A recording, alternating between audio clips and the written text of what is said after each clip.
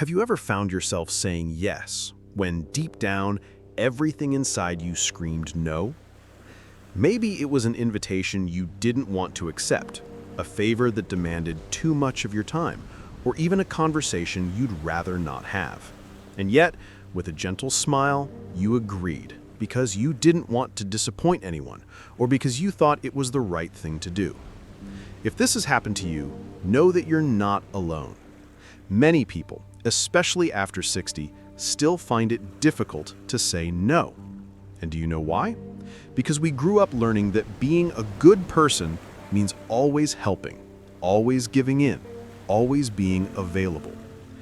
But the truth is, there comes a time when we need to take better care of our own energy, our emotional health, and our time. With care, but also with firmness. That's what I want to talk to you about today. How to say no without guilt. How to set boundaries in a loving way, without hurting anyone, but also without failing to respect yourself. Because setting boundaries isn't selfish, it's love. Love for yourself and for the relationships we want to maintain. And you know what's funny? As we get older, we become wiser in many ways. We've been through so much, seen so many people come and go from our lives, and we understand that time is truly precious. But even with all this experience, we still often feel obligated to accept situations that aren't good for us, just to avoid appearing rude or ungrateful. The other day, a friend told me she spent all Sunday helping her daughter organize the house. It was supposed to be a quick visit, just to catch up, but it ended up turning into a full day of work. Already exhausted from the week, she came home exhausted. She didn't know how to say, "Daughter, I just wanted to talk and have coffee with you today." She felt guilty just thinking about refusing. This is the kind of situation that seems small, but it builds up. And little by little, we lose ourselves. We stop taking the walks we love, reading that book on the shelf, calling a friend who's good for us, all because time is given to others without measure. And this is where the big turning point comes in. Learning to recognize our limits isn't a weakness, it's an achievement. It's a sign of emotional maturity. It's understanding that we no longer need to prove anything to anyone. We've lived enough. We've done so much. We've cared for so many people. Now it's time to take care of ourselves too. Of course, this doesn't mean being harsh or cutting ties. Quite the opposite. Setting boundaries with love is a gesture of honesty and respect. It's saying, "I love you, but right now I need to take care of myself." Or, "I'd love to help, but I can't right now." Do you see the difference? It's not rejection, it's sincerity. I once heard a comparison I've never forgotten. We need to learn to be like a tree. Firm to the ground with deep roots, but flexible branches. The tree doesn't move just because the wind demands it. It sways, but stays where it is. That's how we should be. Open to listening, but aware of our limits. And when we start putting this into practice, something beautiful happens. People start to respect us more because they realize our presence is genuine, not a forced favor. They feel that when we say yes, it's because we truly mean it. And this strengthens bonds rather than weakening them. Another important point. Many people are afraid of appearing selfish when saying no. But I invite you to look at it from another angle. Selfishness lies in indifference, in a lack of care for the other person. But when you say no with love, with empathy, with clarity, you are being truthful. And that is a gift for any relationship. And look, there's no magic formula. Every situation demands a different response, and each person will find their own way to position themselves. Sometimes a simple, "I can't today, but I can help you another time," is enough. Other times you'll need to be more firm. "This isn't something that's good for me. I'd rather not get involved." The important thing is that this response comes from a place of peace, not guilt or fear. It's a process. At first, we might even feel awkward. It feels like we're being too harsh or that we're going to hurt someone, but over time, we realize that the world doesn't fall apart when we respect ourselves. And more than that, that there's life, and a lot of it, after saying no. And so, as we talk about all this, you might be remembering situations you've experienced. It could have been with a child, a grandchild, a friend, a neighbor. Those moments when you wanted to protect yourself but felt you couldn't. Hold on to these memories fondly. They will help you recognize the boundaries that need to be honored from now on. Should we continue this conversation together? You know what usually happens when we start setting boundaries? Some people find it strange. Sometimes they even feel hurt at first. And that's okay. The truth is, for a long time, they've grown accustomed to a version of us that was always available, always ready to help, even when it cost us dearly. When that version starts to change, it's natural for it to cause some discomfort. But this discomfort isn't a sign that we're wrong. It's just a sign that things are adjusting. A woman who wrote to me the other day shared something very common. She always babysat her grandchildren during the holidays, every day. She loved being with them, of course, but she reached a point where she no longer had the energy to keep up. She was exhausted, but was afraid to tell her daughter, afraid of seeming less loving. When she finally found the courage and gently told her that she needed more time for herself, her daughter was surprised. At first, she was even upset, but then she understood. And what happened? They found a new way, a more balanced one that respected both of them. This demonstrates something very important. No may seem like a barrier, but it actually opens the door to a more sincere relationship.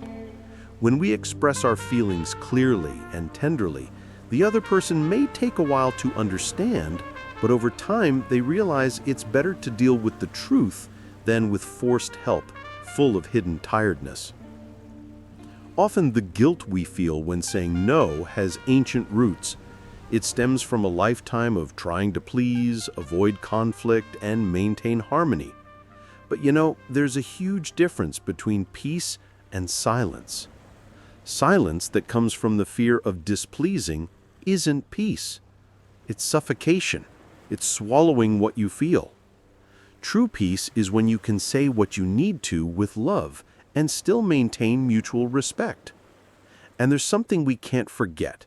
Our body senses when we exceed our own limits. It gives us signals. Fatigue increases, sleep worsens, patience diminishes. Sometimes pain appears without even knowing where it comes from. All of this can be a reflection of a life in which we say yes too much to others and not enough to ourselves. Listening to these signals is an act of wisdom and care. Some people think that taking care of yourself after 60 is a luxury. I say it's a necessity. If we don't do it, who will? At this point in life, we deserve to live more lightly. It's not about being rebellious or intransigent, but about respecting your own pace, understanding that our presence in the world remains important, but not at the expense of our well-being.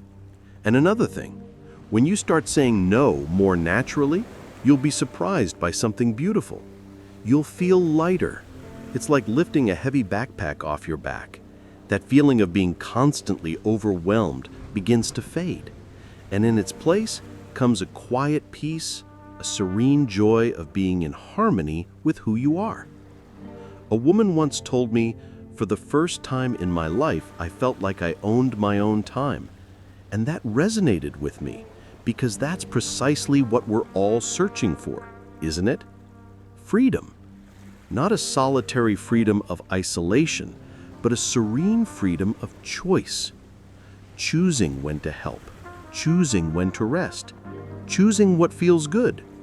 And this choice is only possible when we begin to understand that saying no doesn't break bonds, it strengthens them, because it removes the weight of obligation and replaces it with the truth of presence. You're there because you want to be, not because you need to prove something. Of course, not all situations are simple. Sometimes the other person doesn't understand. Sometimes they even insist. It's at these times that boundaries need to be maintained more firmly, without anger, without rudeness, but with consistency. Because when you change, the other person also needs to relearn how to relate to you. And that takes time. It's like teaching a new dance. At first, the steps are awkward, there are stumbles, but with patience, the rhythm adjusts. And if it doesn't, well, then you'll be better prepared to deal with it, because you'll be more in touch with what you feel, what you need, what you deserve. It's also worth remembering that no can be said in many ways. You can say no with a smile.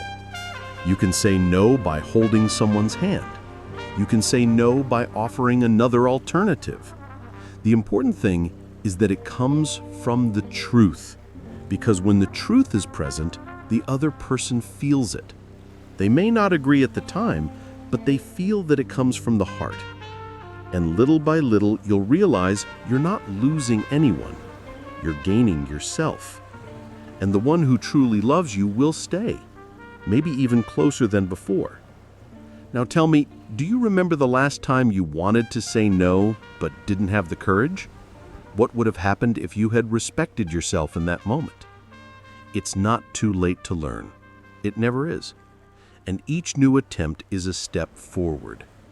This journey of learning to position ourselves is one of the most beautiful we can undertake in maturity. Because it gives us back something that has often been left behind, our own voice. Shall we continue this conversation? There's something we come to understand over time. Living well isn't about having a life without conflict, but rather knowing how to make choices that respect our truth. And that includes saying no when necessary, not to distance ourselves from people, but to get closer to ourselves. How many times throughout your life have you kept quiet to keep the peace? How many times have you swallowed discomfort to avoid hurting someone? And how many times have you wondered later, what about me? Who cares for me? That's why today's conversation is so important. Because after 60, we've lived long enough to know that it's not worth wasting time trying to please others. The time we have is too precious to be wasted trying to keep up appearances or shouldering responsibilities that are no longer ours. And the good news is, it's never too late to change. It's never too late to discover that the freedom to say no is actually a huge yes to your peace, your health, and your joy in life. When you say no to what weighs you down, you're making room for what renews you. Think about the people you admire most. Many of them aren't those who say yes all the time, but those who know what they want, who speak clearly, who have presence. They inspire precisely because they have clear boundaries, and that doesn't repel, it attracts, because it conveys truth. And this applies to you too. Every time you speak up, calmly and respectfully, you're sending a message to the world. I listen to myself, I take care of myself, I deserve peace. And you know what's beautiful? This message begins to resonate in your relationships. Those around you learn from you. They learn that it's possible to be firm and loving at the same time. You don't need to justify everything. A simple, I can't today, or I don't feel comfortable with this, is enough. And if it's accompanied by kindness, even better. Because when we learn to say no without guilt, life becomes easier, encounters become more sincere, obligations become choices, and that changes everything. Maybe you're listening to this right now and thinking, I don't know if I can do it, but I want to tell you with all my love, you can. You can start small, a little no here, a little no there, and when you realize it, you'll be living with much more presence, much more truth. And look, if this conversation resonated with you, if it touched your heart in any way, I want to extend an invitation. Share this video with someone who also needs to hear it. A friend, a sister, a partner, someone who might be experiencing the same dilemma. Sometimes words like these arrive at just the right time. And please, take the time to like this video. It really helps more people find this content. And if you haven't subscribed to the channel yet, do so now. This way, we can continue talking, exchanging ideas, and supporting each other through this beautiful phase of life that is maturity. And tell me in the comments, have you ever had trouble saying no? What was that experience like? Or tell me how you learned to position yourself more calmly. I'd love to read your story, and I'm sure it can help others too. We need to talk more about this. We need to understand that aging isn't about fading away. It's about liberating yourself. And this freedom begins when you allow yourself to be whole, when you say yes only when you mean it, and no when necessary. Because at the end of the day, this is what living well is all about: respecting yourself, embracing yourself, and building worthwhile relationships. Life after 60 can still and should be full of energy, choices, and joy. We just need to have the courage to live with an open heart and healthy boundaries. Thank you for being here with me for this important conversation. A big hug with all my love. And until the next video.